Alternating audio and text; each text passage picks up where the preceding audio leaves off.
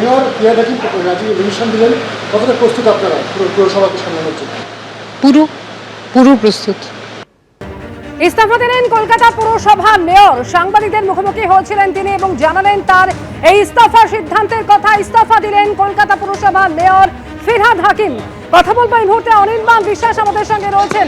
অনির্বাণ, ইস্তফা দিয়ে ফিরহাদ হাকিম তিনি যেরকম এতদিন তার কাজের খতিয়ান যেমন তুলে ধরলেন, একই সঙ্গে বললেন কোন কোন কাজ অসম্পূর্ণ রয়ে গেল। ইতিমধ্যে ইস্তফা পত্র তিনি তুলে দিয়েছেন।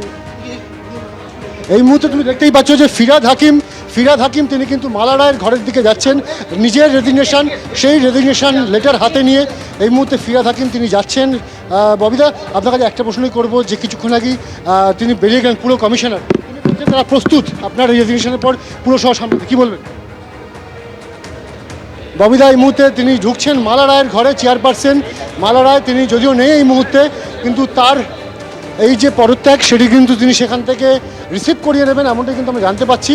এবং এই মুহূর্তে ফিরহাদ হাকিম তিনি কিন্তু সাংবাদিক বৈঠক করে জানালেন যে তার বেশ কিছু অসম্পূর্ণ কাজ রয়ে গিয়েছে, সেই অসম্পূর্ণ কাজগুলো আগামী দিনে যে বোর্ড আসবে সেই বোর্ড নিশ্চিতভাবে সেই অসম্পূর্ণ কাজ তারা সম্পূর্ণ করবে। এবং এই মুহূর্তে আমরা দেখতে পাচ্ছি যে ফিরহাদ হাকিম তিনি তার নিজের যে পদত্যাগপত্র সেই পদত্যাগপত্র নিয়ে তিনি কিন্তু ভেতরে প্রবেশ করেছেন এবং সেখানে গিয়ে নিজের পদত্যাগপত্র তিনি কিন্তু তুলে দিয়ে আসবেন। ফিরহাদ হাকিম তিনি কিন্তু বেরিয়ে আসছেন আবার, এবং এই মুহূর্তে একটা স্বাভাবিকভাবেই তার এই যে পদত্যাগ সেই পদত্যাগ নিয়ে এই মুহূর্তে একটা জল্পনা ছিলই, এবং আজকে তিনি নিজেই বললেন যে তিনি কিন্তু বেরিয়ে যাচ্ছেন এবং এই মুহূর্তে তিনি পদত্যাগ করলেন।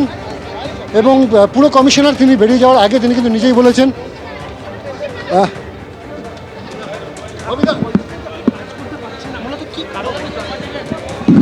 দাদা আপনি কি তৃণমূলে আছেন? আমরা দেখতে পাচ্ছি যে ফিরহাদ হাকিমকে ঘিরে এই মুহূর্তে হুড়োহুড়ি, এবং প্রত্যেকেই জানতে চাইছেন যে আচমকা এরকমভাবে পদত্যাগ করার পিছনে আসল কারণ কি। এবং ফিরহাদ হাকিম যেমনটা জানালেন যে তার কিন্তু যে কাজ সেই কাজ তিনি করবার চেষ্টা করেছেন। সবচেয়ে বেশি কঠিন সময় তাকে পার করতে হয়েছে প্রথমত কোভিডের সময় তিনি তাকে একটা কঠিন সময়ের মধ্যে যেতে হয়েছিল, এবং তার পাশাপাশি অবশ্যই যে আমফান ঝড়, সেই আমফান ঝড়ের সময়ও কিন্তু শহর যেভাবে লণ্ডভণ্ড পরিস্থিতি হয়েছিল সেই কঠিন সময় তাকে মেয়র হিসাবে পেরিয়ে আসতে হয়েছে। এবং আজ তিনি কিন্তু মনে করছেন যে এই চেয়ারে যারা আগে বসেছেন তাদের প্রতি অসম্মান করাটা ঠিক নয়। দলনেত্রীকে তিনি জানিয়েছেন দলের তরফে এই মুহূর্তে তার কাছে সবুজ সংকেত রয়েছে, এবং তারপরেই তিনি সিদ্ধান্ত নেন তিনি পদত্যাগ করবেন। এবং এই মুহূর্তে পদত্যাগপত্র তিনি চেয়ারপারসন মালা রায়ের ঘরে তিনি দিয়ে আসলেন, এবং তারপর সেখান থেকে নিজের ঘরে ঢুকলেন শেষবারের মতো, এবং আর কিছুক্ষণের মধ্যেই কিন্তু তিনি বেরিয়ে যাবেন। এবং তার আমরা যেটা জানতে পারছি তিনি কিন্তু এখান থেকে বেরিয়ে কালীঘাটে যাবেন মমতা বন্দ্যোপাধ্যায়ের সঙ্গে দেখা করতে।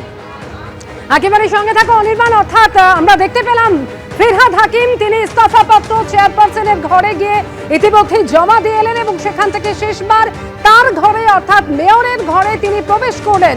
এবিপি আনন্দ এগিয়ে থাকে, এগিয়ে রাখে।